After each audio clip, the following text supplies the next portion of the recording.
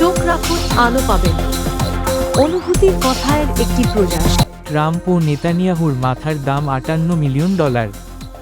Iran যুদ্ধ থেকে বেরিয়ে আসার পথ খুঁজতে ব্যর্থ ট্রাম্প।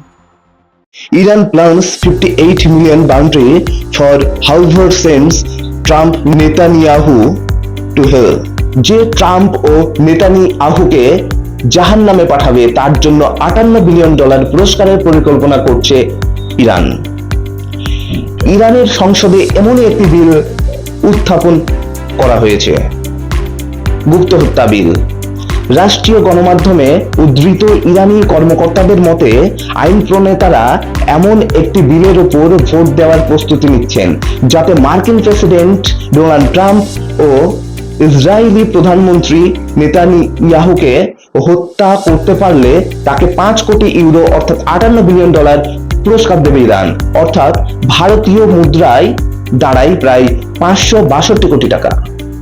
জানা গেছে ইরান মার্কিন প্রেসিডেন্ট ডোনাল্ড ট্রাম্প ও ইসরায়েলি প্রধানমন্ত্রী বেনিয়ামিন নেতানিয়াহুর মাথার উপর অর্থাৎ হত্যার উপর একটি বিশাল আর্থিক পুরস্কার বা বাউন্ডারি ঘোষণা করার বিষয়ে আলোচনা করছে ইরান।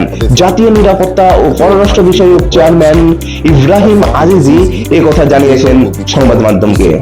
28 ফেব্রুয়ারি তেহরানে মার্কিন ও ইসরায়েলি যৌথ বাহিনীর চালানো হামলায় ইরানের তৎকালীন সর্বোচ্চ নেতা আয়াতুল্লাহ আলী খামেনি নিহত হওয়ার ঘটনার পরিপ্রেক্ষিতে প্রতিশোধ হিসাবেই এই বিলটি আনা হচ্ছে বলে জানা গেছে। ইসলামী প্রজাতন্ত্রের সামরিক ও নিরাপত্তা বাহিনীর পাল্টা পদক্ষেপ হিসাবে এই নতুন বিলটি পাশের প্রস্তুতি চলছে ইরানের সংসদে। বিলটির উপর ইরানের সংসদে ভোট হওয়ার কথাও রয়েছে।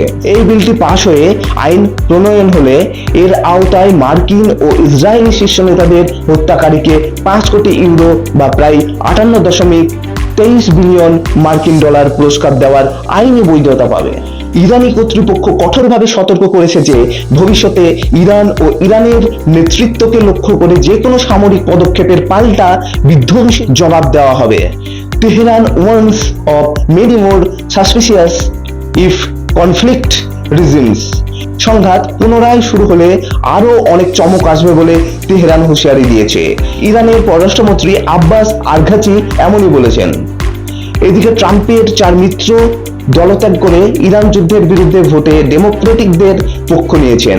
হরমুজ প্রণালীতে জাহাজ হামলা নিয়ে দক্ষিণ কোরিয়া ও ইরানের মধ্যে গুরুত্বপূর্ণ আলোচনা চলছে।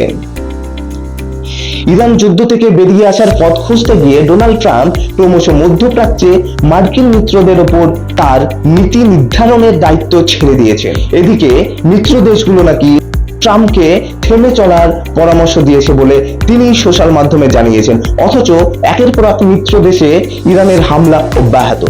আসলে ট্রাম্প এই সংঘাত শেষ করার কোনো সহজ উপায় খুঁজে পেতে অক্ষম বলেই মনে করছেন আন্তর্জাতিক সম্পর্ক বিশ্লেষকরা। ট্রাম্পের ভাষ্যমতে এই প্রধান চুক্তি প্রণেতা তেহরানকে পারমাণবিক অস্ত্র অর্জন থেকে বিরত রাখার লক্ষ্যে ইরানের প্রতি একটি ধারাবাহিক নীতি বজায় রেখেছেন ট্রাম্প। ফলস্বরূপ ইরান হরমুজ প্রণালীর সম্পূর্ণ নিয়ন্ত্রণ নিয়েছে এবং টোল বসিয়েছে। ফলে এই যুদ্ধে কার কি লাভ ক্ষতি হলো তা বোঝাই যাচ্ছে। ইগো ও অহংকারের পতন অনিবার্য। শান্তিতে মিলাই বস্তু, তর্কে বহুদূর।